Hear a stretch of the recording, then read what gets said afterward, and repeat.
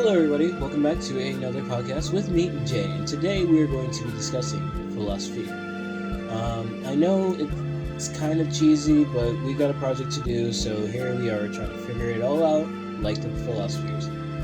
Let's establish what a good life is, okay? And how we are going to establish a social contract. Well, first we must establish what is good. What is good? Good is not the American dream, my friends. It's not about X amount of wealth or Z amount of assets. Not in this case.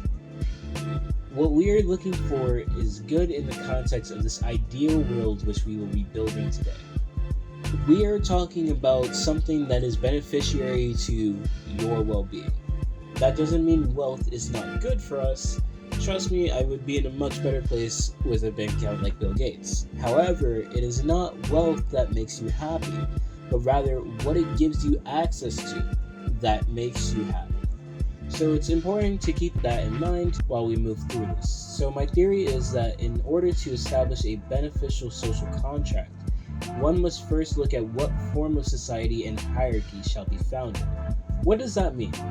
So, you may remember from the beginning of our class, this semester, where we discussed society and hierarchy, and how we as humans, because we are very sociable creatures, come together in order to create a form of society that will be codependent. I might not be as smart as Billy over there, who is really good at making houses for the village. However, I may be really good at building fences, and suddenly we have specialization. Billy may want my services to protect his newly built homes, and then he will trade me some mangoes and I will provide the service. Now we have an economy. That's how most things get established in a society. A society in its entirety is a mutual exchange in which we give up some of our rights in order to receive a benefit we would not otherwise have by ourselves. Billy builds more and more houses. He has a lot more valuable items than others in the society, and suddenly we have a hierarchy. The government's job in this ideal situation is to make sure that everyone has an equal and equitable opportunity to become a Billy. We will come back to that word equitable in a second. The government is there to make sure things run orderly. There should be no reason why Billy should be able to break into my house and take my mangoes because I earned them and I did a service. So therefore, the government is like, no, we're not going to allow you to do that. That's called stealing. And stealing is bad, and if everyone did it, we'd devolve into the state of nature. There is no absolute freedom in society. That's not how things work. Here's the important thing. We need to make sure everyone has equitable opportunities. What does that mean? So I'll paint you a visual. Say there is a baseball game occurring, and there is a fence and it's 5 feet high. There is a man who is 6 feet tall and can see across the fence with no issue. There is a young boy who would also like to see, but he's 3 feet tall. Equal would be giving both the individuals 1 foot of planks to stand on. The boy is 3 feet tall. Now he's at 4 feet. But he still cannot see over the 5-foot fence. An equitable opportunity would be to give the boy 3 feet of planks to stand on. We are taking this disadvantaged person and giving them a fair chance at being able to move up in the hierarchy and see over the metaphorical fence. This is how we are going to establish the definition. A good life is one that serves to benefit the advancements of themselves and society without unnecessary obstacles obstructing their paths. What does that mean?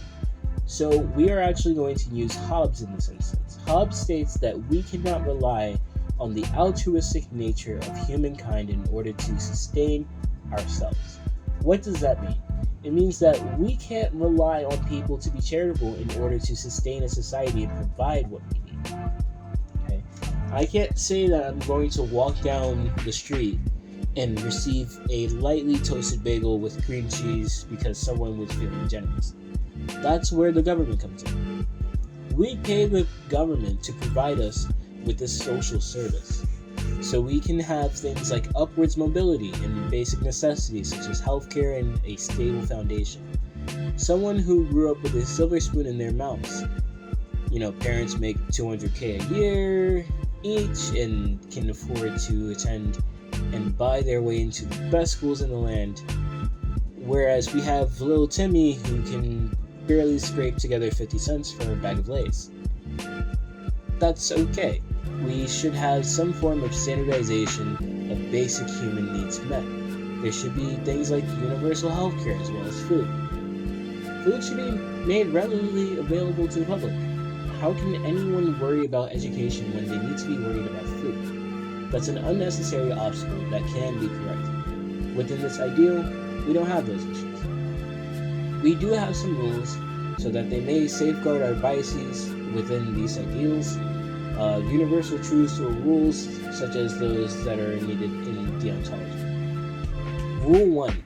You may not pass judgment on anyone's lifestyle so long as it does not harm yourself or others who are innocent. What does that mean? That means if I enjoy chopping down trees, and I'm only chopping down my own trees, and it's not negatively impacting anyone, leave me alone. Let me chop my trees in peace. If I chop down Billy's tree without his consent, that becomes an issue. Okay, so it's again within this ideal. You would be able to hold me accountable. This is rule 2. You may not harm anyone so long as they pose no threat to yourself or others. Okay. In the case that they do, you are to use reasonable force in order to defend yourself and your possessions. This is loosely based on New York law, Penal Law Section 3515. So in the case that someone is taking my mangoes, I'm not going to pull out a rocket launcher to stop them, okay? That's not reasonable. What would be reasonable is grabbing the mango back. I may push the person, but otherwise, you leave it to the higher authorities. This brings us on to our next point. Rule number 3. Your life is precious. Other lives are also precious. You are not to be the judge and executor. Let the court of public opinion judge, and those empowered cut short their lives. That means in all cases, your life and your health should be paramount. Okay? Extremely important. Except in deference to the next rule, which we're going to get to. Okay?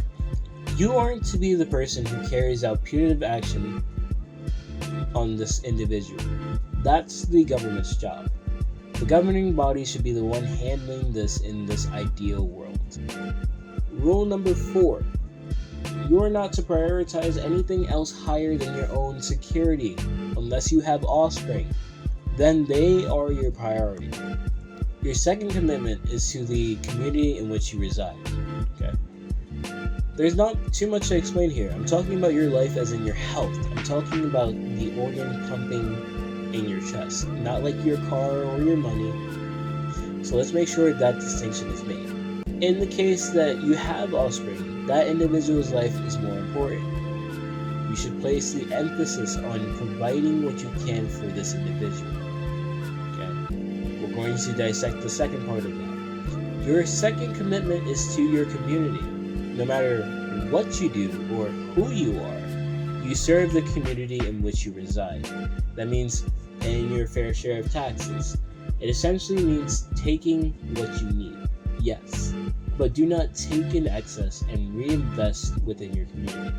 This is based on the utilitarianism aspect, in which the priority is the good of the community in comparison to the good of one individual. That is the most important.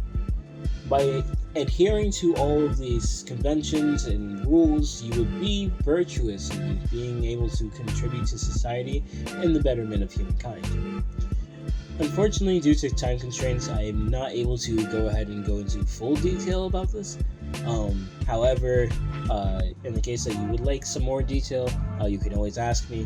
I'm more than willing to let you know, like, hey, this is what this means, that's what that means. I'm perfectly okay with that.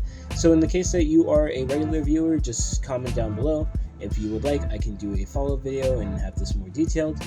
If not, if you're just here from my class, thank you for listening to my voice for, I don't know, this should probably edit down to about like 10 minutes. I appreciate you. Thank you so much. Yeah, so thank you for an amazing semester. I really enjoyed this class, and It was really, really fun to make this video. So thank you. Have a good day. Bye bye.